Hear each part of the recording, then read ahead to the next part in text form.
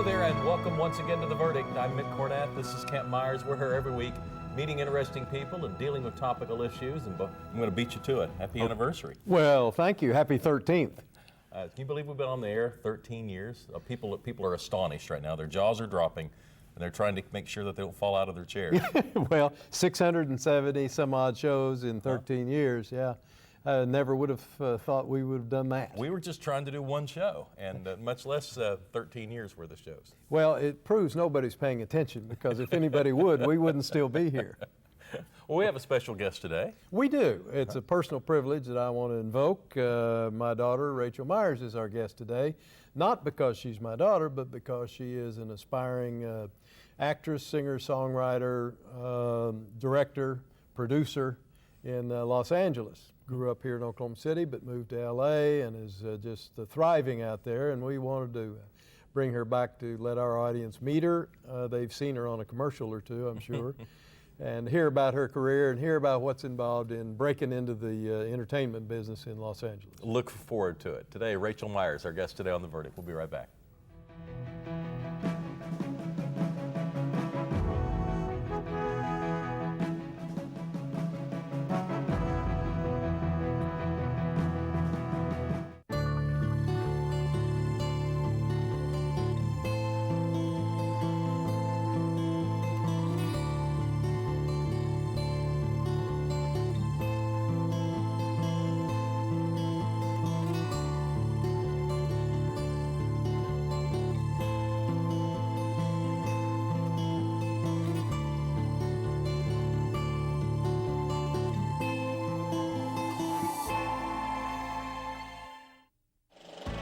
I've been fortunate enough to premiere every film that I've produced at Sundance. Seeing your film on the big screen for the first time in front of an audience at the Sundance Film Festival is unmatched. I'm Chad Burris. I'm an attorney, a film producer, film financier, economic development financier, and I'm Chickasaw. Nobody can argue that modern day media, cinema, has perpetuated this myth, this idea of the Indian and what that is. And just the idea that, all Indians look one way or all Indians act one way is a terrible injustice. Being able to have filmmakers tell stories that are representative of some element of his surroundings, his upbringing, what they know, what they see through their own eyes, that other people get a chance to bear witness to around the world. I think that's amazing. For me personally, being an Indian today means being responsible, honest, progressive, and giving that back to the community. Learn more about today's Chickasaws at profilesofanation.com. It's a North American energy revolution. We're the fastest growing source of new oil and natural gas supplies in the world. The shift to North American energy will create approximately 3 million jobs. All that money we've been sending overseas, $400 billion a year. Imagine that staying in our economy. It's a game changer. Real energy independence starts now, and it starts with Oklahoma.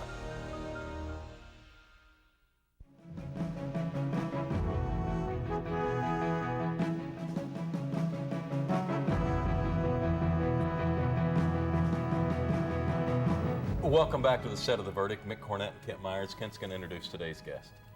Just a genuine thrill for me to introduce to you my daughter, Rachael Meyers. Rachael, of course, grew up here in Oklahoma City, went to high school at Heritage Hall, then went to college at Colorado College in Colorado Springs, where she graduated with honors and also was a college basketball player. After graduation from college, she decided to go to LA and try to break into the entertainment business, in the show business, and she has been active in that for now the last couple of 3 years. And we have brought her back home to tell you what she's been doing and how it's been going and what to look for. She has just finished a movie that is now in circulation called Highway 15. It's a short film being previewed in a number of film festivals. It's won several awards. It's getting very good reception. As well as doing movies, she has done some theater projects out there as well with musical theater and the like. She is a member of Screen Actors Guild. This is her first formal visit to The Verdict, although she's been out here a number of occasions before now. Well, Rachael, glad to have you. Thank you. Well, it's Thanks for having exciting me. to have you on here. I feel like I've watched you grow up. We've been doing the show 13 years, and you were obviously a much different, much shorter, and a much less accomplished person than you are today. So welcome back. Oh, thanks. It's Talk nice to be about here. being in LA as a young actress, and of course you're doing a lot more than just acting. But talk about just the lifestyle in LA and how it is trying to break in as a 20-something. You know, it's a good place to be if you want to break into acting, but it's also a very difficult place to be. Luckily nowadays there's so many resources that actors can take advantage of with the internet, with new media, with even just the iPhones that they've created now. People are filming movies and posting them on YouTube. But there's a lot more access to digital media, and actors are able to create their own content nowadays, which is great. Of course, with that status that we have now, though, there's a lot more actors out there, and there's a lot more content, so there's a lot more competition. And so it's a lot harder to get into the door of the bigger casting offices and production companies and actually get seen. But Here early in your career, you've had a number of significant steps to get to where you are now. How do you go about those steps? What's the first thing you would advise someone to do if they've decided to go to LA and then take this on professionally? Honestly, if they want to be an actor in LA, I would suggest getting into a class. Once you get there, finding that place where you really fit in and you find a community, because that support system is invaluable. What do struggling actors do? You know, we always hear about different jobs that a successful person says I was forced to take on when they were. What do you see other successful actors and actresses willing to do to make ends meet until they can get a career going? Oh, a lot of different things. A lot of them, the typical thing is, being a waiter or waitress. Mainly because that job, it just takes up time in the evening, and a lot of casting takes place during the day, so there's a lot of freedom to go to casting calls and auditions. And it also provides income that we can get by on.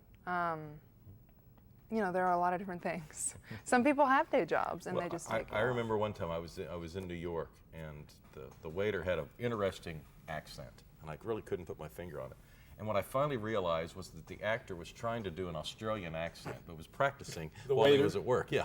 So he was pretending to be. I kind of figured out that's finally, because it was in the film district, or in the theater district, and I finally figured out that's just a really bad Australian accent. but it's not genuine, But he's working on it. I didn't have a problem with it. It took me a while to try and put all that together. Talk about some of the different things you've done. We're going to get to your short film in the second half of the show, but you've also done some musical theater. Yeah, I've had some great opportunities out in LA. Musical theater is where I started out as an actor, and it's where my heart really lies when you get down to it. But I've had some great opportunities with different theaters. The main one being Torrance Theater Company, I think, has been the highlight. I've done a few shows with them, Chicago and Willy Wonka, and each time is just so professional. Their company is very professional, very put together. And the production quality is very high. Having trained at the Broadway Theater Project, you have a certain idea of what theater should be like, and I really think that they really nail that, which is really nice. But I also got to work on Elephant Man with some Broadway Theater Project people, and that was really great too. So I got to work on a role that was actually meant for a man, but the director wanted me to play just the character instead of the gender. So it was really interesting. Well, I know out there you've been writing, you've been directing, you've been producing, you've been acting. Of those four disciplines, what's your favorite, or do you have a favorite? I typically don't like this question because I went to Colorado College. All right, give Dad a break. I know. I know. I went to, having gone to liberal arts school, they teach you to love everything, so we kind of love everything. And I think there are different aspects of each one that I enjoy. But I think if I had to do one or two for the rest of my life, I would definitely focus on acting and directing. I like the creative side and finding the stories of characters and the interactions, and yeah. Well, you were able to start that in college, were you not? In your curriculum? Yeah, I did. I started directing in college in theater. There wasn't really any musical theater on campus except for the one production in the music department. And so I started the student musical theater group, and nobody else really wanted to direct, so I was like, all right, we'll see what happens. And so I got thrown into directing and ended up really liking it. And when I got out to LA, I wanted to pick it up again. How much difference is there between acting for a camera as opposed to acting for a live audience? You know, there's a big debate, and people are very divided on it. Some people say it's completely different, some people say it's the same. I'm of the mindset that I think the truth of the character is the same when it either in film or on the screen, or film or on the stage, excuse me. Now, obviously, there is a difference in how close the audience is to you and how close the camera is. So, like, your physical gestures might not be as big for an audience member that's right here versus an audience member that's, you know, hundreds of feet away. But the truth of the character remains the same. So, yeah. In musical theater, the sheer act of memorizing all of the lines for a lead character, how difficult is that, or is that something that some people just find easy to accomplish and others always struggle with it? I think it's that. I think some people do have difficulty, but some other people it just comes naturally to them. Some people it's very technical. They just memorize it by repeating it over and over and over again. Some people listen to it. For me, it helps just understanding what's going on in the scene. I feel like if I really understand why each line is being said and what happens in the event and everything, then it becomes a lot easier for me to memorize. If I'm stuck on a line, it's probably because I don't understand it. Are actors and actresses trained to help someone who has forgotten a line or to fill in a blank? Is there any training that goes into that, or is it just, you know, you got to fend for yourself out there? No, I mean, there's not a specific course or training that goes into it, but there is, you know, there's a community among actors, and there's a team-like spirit, and you know, if somebody does go up, that's where a little improv comes in. You know, then there is training for improv, but you kind of try to navigate it as best you can and get back onto the right script. Well, if I were to go see a musical theater production that you've been involved in one night and then another night and another night, how different would they be? Would I be able to tell a slight tinge of a difference in the script or in the actors' characters? Or are they just almost substitute for one from another night? Oh, hopefully very different. Now, obviously the script will be the same, but I try to steer clear of line readings, and I think all actors try to steer clear of that so you keep it fresh, and your reactions from moment to moment to the different lines might be different. I mean, obviously you'll end up in the same place, but the journey just might have slight detours, you know, just emotionally. So when the production's over that particular night, you actually feel like whether or not you have different levels of satisfaction in how you did. It isn't always the same level. Right. Oh, for sure. That's a struggle with all actors. There, you know, it's that whole "am I good enough" kind of thing, and having to. I think that's why some people get into line readings, is because they have to feel like they have to hit that every night.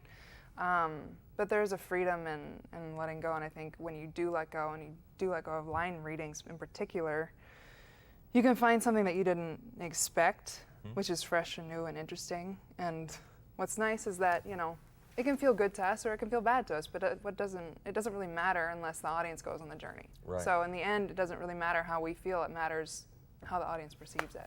We'll be right back. We're visiting with Rachael Meyers. We're going to hear more about her first short film coming out very, very soon. We'll see a clip from that, right? I think so. All right, it's coming up next on The Verdict.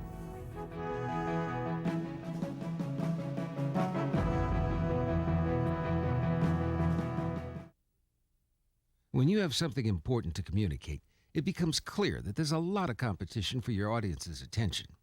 So how can your message stand out and actually resonate with your audience?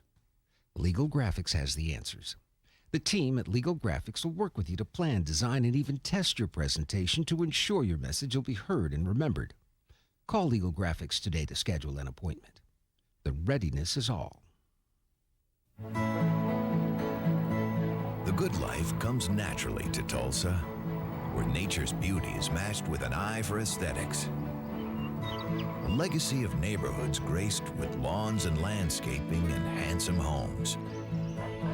A place that seems to have patented an ideal lifestyle. Bank First is loyal to the quality of life Tulsa assures its citizens, to the priority placed on education, culture, and growth. Loyal to builders who transform raw land into residential charm. Developers who see opportunity and add vitality to Tulsa's economy.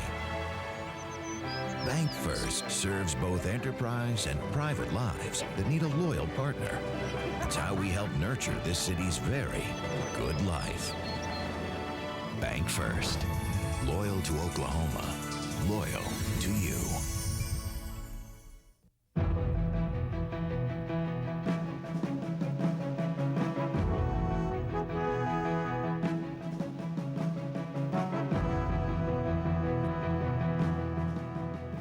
Welcome back to the set of The Verdict. Mick Cornett with Kent Myers, and our guest is Rachael Meyers, who has in Hollywood now, after growing up in Oklahoma City and being the daughter of my co-host, is now making a name for herself in Hollywood on a number of fronts. And you've been spending a lot of time in the last year on Highway 15. Tell us about this short film.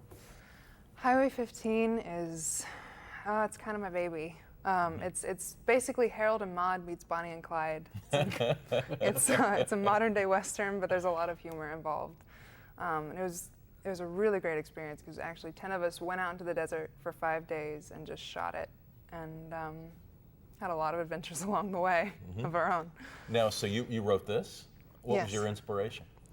Actually, our lead actress was part of the inspiration. I'd known Heather for a while, and she's just so unique and so different. And I was like, something needs to be written for her. And then on just driving around LA one day in the traffic, as always, this song, Modern Day Bonnie and Clyde by Travis Tritt, came on the radio. And I was like, perfect. And so I took that idea and morphed it and when you say modern day Western, I don't know if I know exactly what that implies. It harkens back to you know, your typical Western with your gunslingers and Right. and your dramatic sensibility, but it's very modern in its setting. You know, it's our lead hero, our hero comes from LA, modern day. There's a lot of modern day humor as well. It's very in the style. It's very much in the style of Quentin Tarantino almost. So there's a mix of the past and the new. And It's got an edge to it. it's got an edge. All yeah. right. Well, we're going to see the trailer. Great. All right. Highway 51, produced, written. 15. And Highway 15. I gave you 36 too many. Highway 15, and you produced this, wrote it, and directed it. Yes. Rachael Meyers trailer. Let's take a look.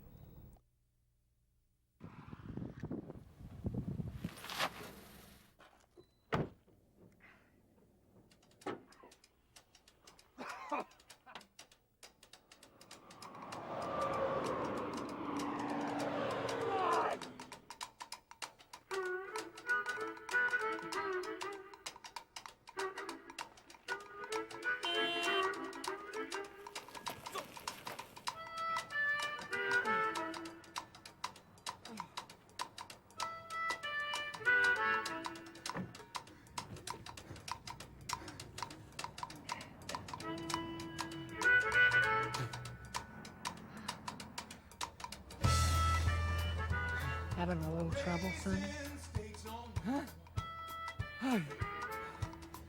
We're torn. I don't think that's your problem.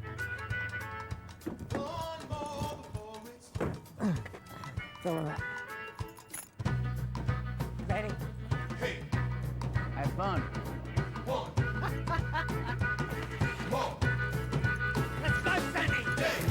don't see a thing coming my way. Gotta move my bones. Don't see a thing coming my way now.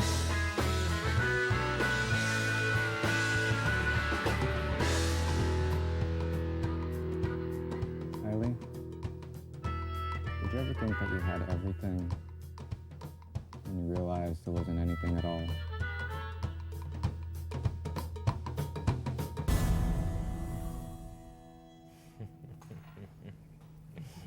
Very nice. And what sort of reaction has the short gotten?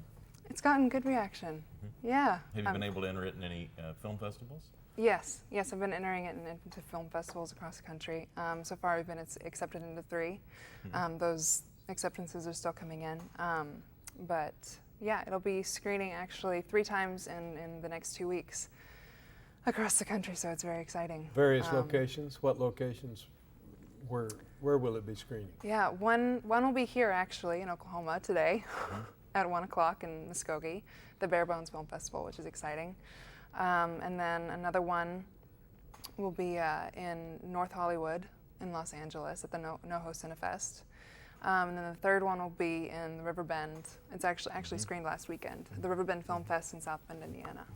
You know, when you're writing a film, putting it together and producing it, you know, you're doing it with no one really watching or paying much attention, and then all of a sudden there's an audience and there's feedback, and all of a sudden your work is on the line, your reputation is on the line, everything you put into this is all of a sudden, you know, subject to the whims of an audience. Yeah. What's that like? I mean, because you know that's a little bit different. It's very different as a director, I found, than as an actor, and it's very different in film versus theater. You know, in theater, as an actor, you feel like you have control because you're in the moment and you can feel what the audience is giving you, so you can react and try to navigate it that way. In film, and as a director, it's kind of out of your hands. You've done your work, now you hope the audience likes it, and go from there. I screened the cut of Highway 15 with people that are involved in it and people that weren't involved in it quite a bit before we locked picture. And so through that, I was able to get a lot of notes and figure out where we can tweak and all of that kind of stuff. But yeah, now it's just a matter of letting go and seeing people like it. You've been accepted into the Screen Actors Guild in a relatively short period of time, considering how old you are. What was involved in getting accepted into the Screen Actors Guild? Luckily nowadays, with all of this new media, the Screen Actors Guild has created a new subset of projects and contracts called New Media itself. It involves projects that are distributed online, mostly YouTube, but also Vimeo and all the different sites that you can upload. And if you're doing a project under the New Media contract, you can then Taft-Hartley your actors that are not in SAG. So basically, I produced a project, having been told by an agent, hey, I like you, but I won't pick you up until you're actually in the union. So I created a project called Midnight Showing. It was a short that we then distributed online, and it was a great experience. It got me into producing, it got me into writing, and eventually it got me into SAG, because I was able to Taft-Hartley myself into the union. So it helped. Very nice. Yeah. What other projects have you got going on that you can tell us about? What's currently on your desk? We have a few projects still in post. What do you mean? Post-production, so all the principal photography has taken place, but now it's in the editing room or sound design or coloring, you know, depending on the project. One of them is Escape, which is a short film. It's a dramatic thriller. It's about this couple escaping from a cult and everything behind it. And then another one, we actually just locked picture, locked color, locked everything on it, is called Hello, Lieutenant. And it's a dark comedy based on a Martin McDonagh play that we shot in tribute to him. So we're going to send it to him and see what he thinks.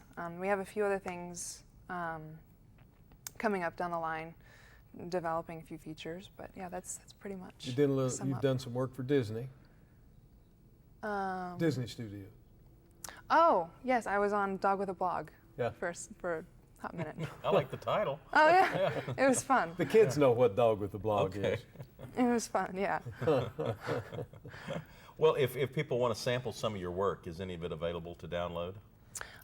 You can see it online. You can see it on my website, rachelmeyers.net, or RM Productions website, rmproductionsonline.org.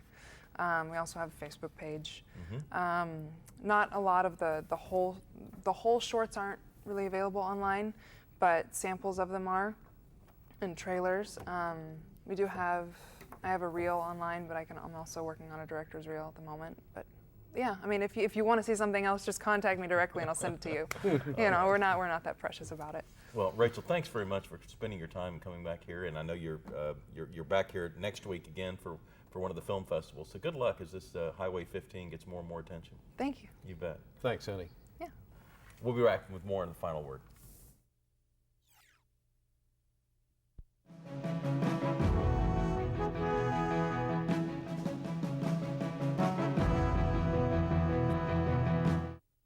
All children deserve a life of hope and love, but sometimes they experience a life of pain, neglect, and abuse.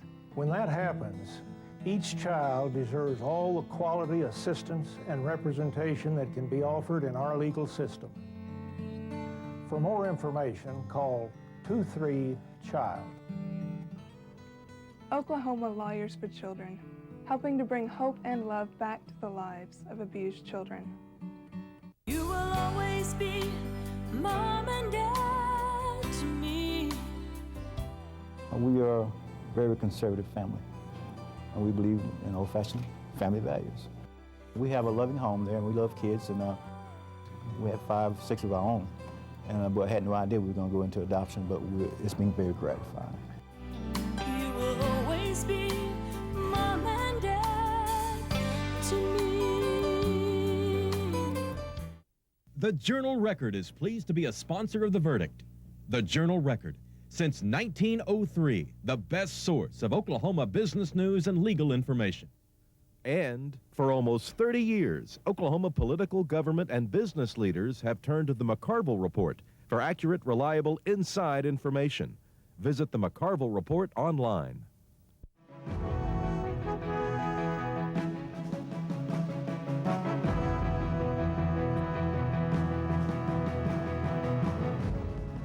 We're back on The Verdict, wrapping up the show with Rachael Meyers. Well, really glad Rachel could come back from LA and do this show with us. We're thrilled to have her on the show, but of course thrilled to have her home for a couple of days.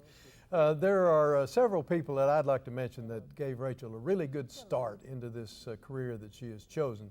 Billy Lewis, David Hillis, and Jay Ferguson all were very instrumental in giving her a good foundation on singing, acting, and directing and the like, and our thanks go out to them. A couple of website informations for you. That wasn't good English, but RachelMyers.net, RachelMyers.net, and our website, TheVerdict.tv. We'll see you next week.